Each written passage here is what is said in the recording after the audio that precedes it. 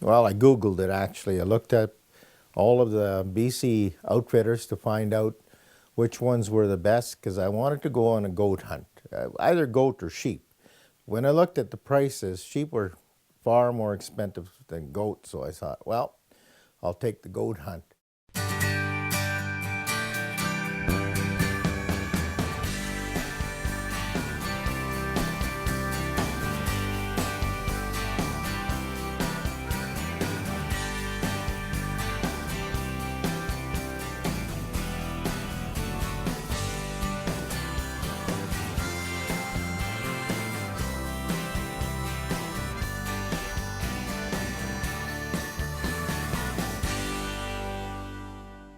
So I had to scrape up a little bit of cash to go on that hunt.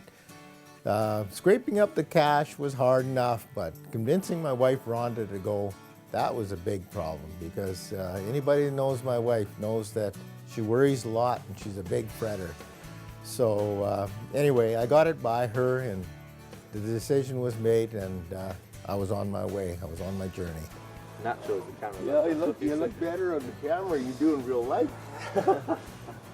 Everything that we were going to need in the hunt, including food, sleeping bags, clothing, you know, the works, plus my bow, we're going to go on that little wee horse. So that was basically our first day, breakfast and packing and getting ready to go.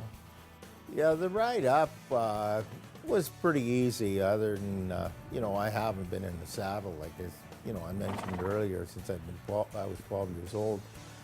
And it was, I think, about 4.5 to 5 hour ride up there.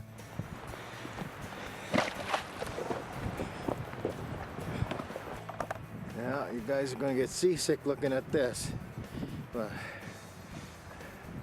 not much I can do. At one point, we spotted some goats up in the mountain and took a look at them, and eventually we did hunt those goats at a later date. He's looking up right now where the goats were. We saw them earlier when we were on the other side of the valley.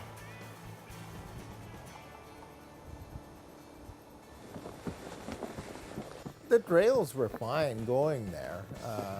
Getting to that main camp was not a big problem. The trails were not bad. I mean, there was trees on the side and you had to watch yourself, but we cleared that after a while, and it was just all open country with mountaintop and nothing growing and nothing living up there, I don't think. You're riding the mountaintops now, boy. He likes riding, so this we get two things. We get the riding in, we might go get the hunting in. Oh, there you What's go. better than that? We get lots of couples doing that. I would believe so. You know? Yeah. Oh, I would love to take my family up there, especially Micah, my son-in-law. That would be fantastic because we could film each other and do hunting together. I wouldn't take, well, I might take Leah up because she loves to hunt. You know, she doesn't like to hunt. She shoots a bow, but she loves to ride horses. She had a thoroughbred called Finn. She never did let me ride that horse in all the years that she owned him. She was afraid that, you know, I might break his back or something. I don't know. And you see, Leah, you wouldn't let me ride Finn. Surprise, surprise. And my wife Rhonda would never come up there, I'm sure, because, you know, it's a little on the rough side. She used to do that sort of stuff with me, but she doesn't care to do that anymore.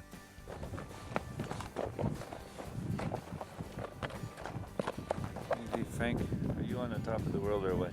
No, how high are we here right now? Well, 8,000 feet, I guess. That mountain just over there is 9,200. The highest one there was 2 points, so there's a mountain horse. It's a little wild horse. Apparently they catch them, and they have to catch them before they're 2 years old. And they're really tough. They're small, but they're really tough. Can climb the mountains 2,000 vertical feet an hour, 24,000 vertical feet in a day, over 30 miles. The wind up top there's nothing to stop the wind, so it's, you know, it's always blowing and it's very loud. And if you want to do any filming, it's tough unless you can get your back to the wind. And well, I'm top of a mountain right now, It's windy, blowing like crazy here. And another 2 hours yet to get to the goat camp. If you look in the background, you see the mountains way back there.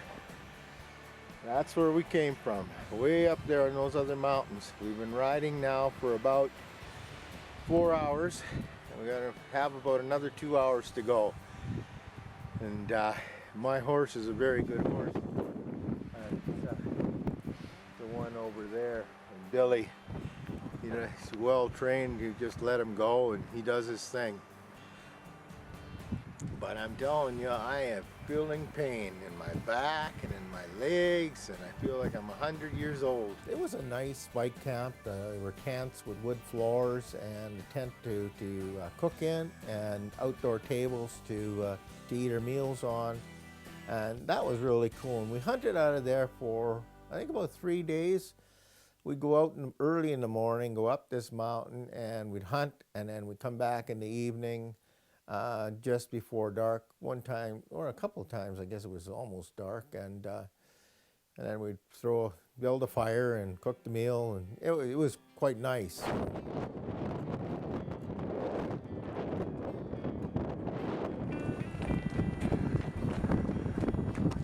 Normally sheep country and mule deer country.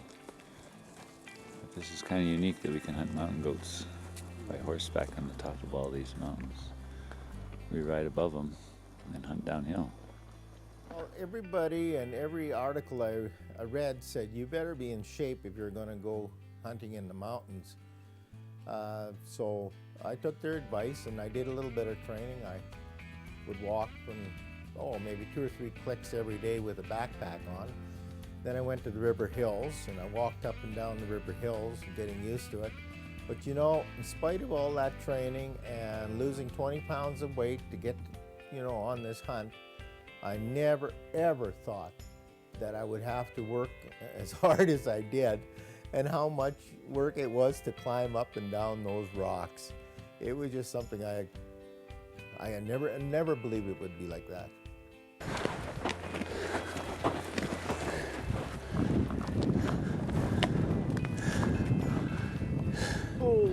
What do you think of that? They're just like an elevator.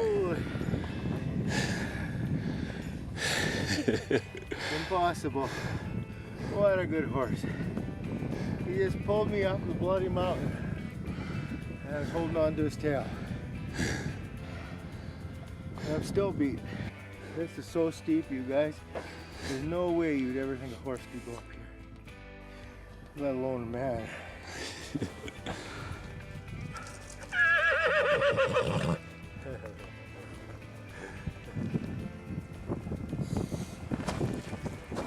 What do you think? You just came up that there, didn't you?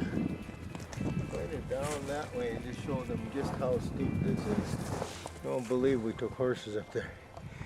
This is where the goats live. Oh, like I say, I had no idea, no comprehension that I would be, hunting right on top of the mountains. And we would get on top and look around and look for goats and with our binoculars. But those horses are phenomenal. Where a goat can go, the horse can go.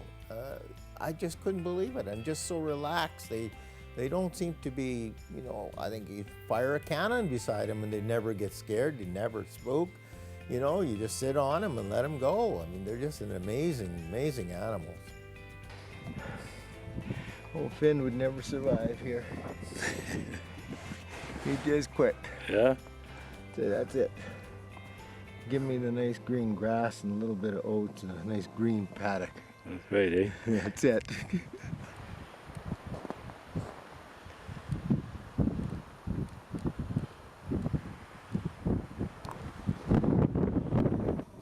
There's the horses standing on the back of the ridge, waiting for us to get a billy. We just had one nanny go by at about 20 meters. There should be a few more coming. There's one. Pretty amazing, eh? So that's 20 meters from Frank. They're just sitting there looking at us, nanny and a kid. Just beautiful. It's about the nicest shot I've seen in a long time. Hey Frank, that's what we're here for. That is just the most beautiful thing. You know, they look like little buffaloes with, you know, their chests are heavy and their feet are big, and they're the coolest animal. I've done this all my life and I never get tired looking at that, I'll tell you.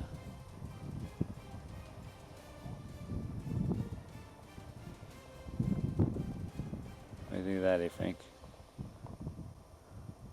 Kevin has a unique system, and the only reason it works is because Dale, his guide, Kevin is a guide owner, and Dale works for him. He's a wrangler and a guide as well. I guess you'd call him like a marathon runner.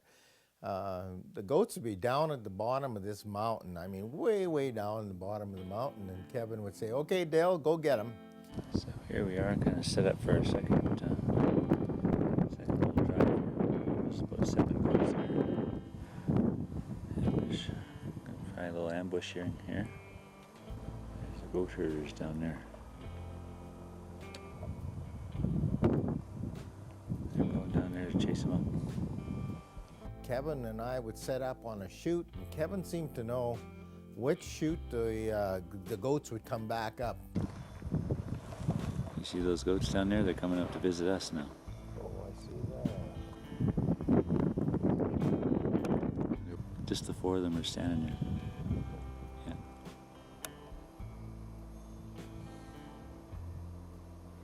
Here's the results of our drive.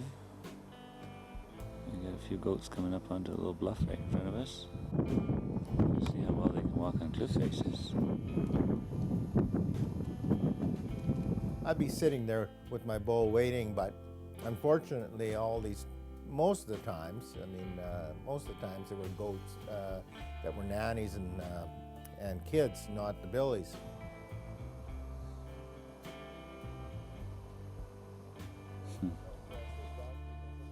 You're walking pretty fast now, I tell you. Oh, you're keeping right up. So Frank has had four stalks already. It's only 2 o'clock in the afternoon. And Dale and Malta run them past him. Every time, run them past perfect, 10 to 50 meters away. Could have shot them all. So, on average, how much walking would you do a day? Oh, that's hard to say, but probably 3 or 4 kilometers a day that you would walk up and down.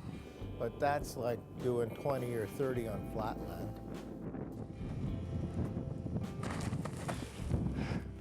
It was tough. It was, you know, some of the places, the ridges were really, really steep, and that was okay. If you get on bedrock, you could grab on stuff and you could, you know, it was okay. But where there was a lot of shale and the slide areas, it was hard. It was like walking on sand, and every step you took, you'd slide a couple.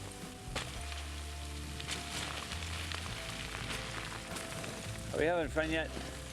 Oh, God. I can't believe I'm doing this. You're getting better at it every day. That's the worst thing, eh? Scary, scary. The mountain just seems to slide away from us here. Whole damn mountain's moving away here. You better move on to bedrock before it picks you up too.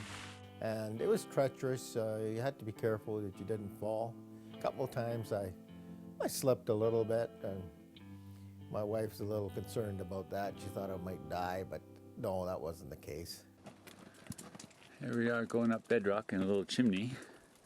This is the best footing, way better than walking in a loose shell slide that kind of runs away by itself. Frank looks like a mountain goat now.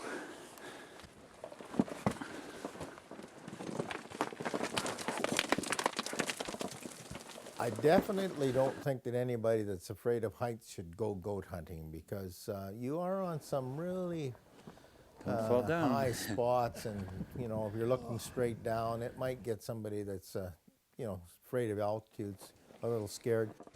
You think, Frank, you feel like a mountain goat? I can't believe I'm doing this. Are you at the top? All right.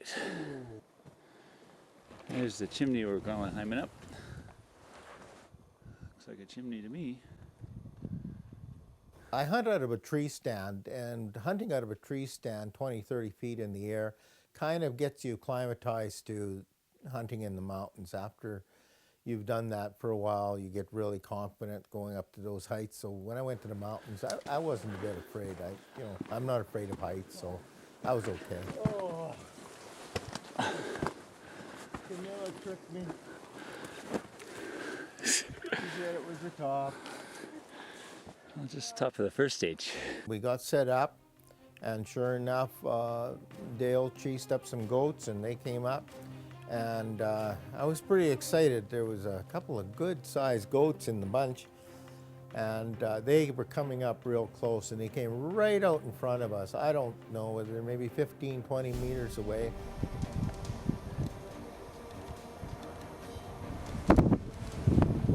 It's 20 feet. 20 feet from me. Kevin wasn't sure whether there was a billy in the bunch because it's really difficult to tell the difference of the billies and the nannies. You stand up and be ready. And I'll step off to the side and I'll have a quick look. As soon as he sees me, he'll turn his horns. So anyway, I stood up and I was ready to shoot, and it would have been a slam dunk. And then Kevin had his binoculars and he was looking. He said, "No, can't shoot. It's a nanny." So we had to let him go, but it was exciting anyway. Another nanny, eh? You see this laid down right there 20 feet from us. Amazing. It's time to down pat, eh? Okay, so this is our fourth stock. All were less than 50 meters. Three of the four were 20 meters or less. That one there.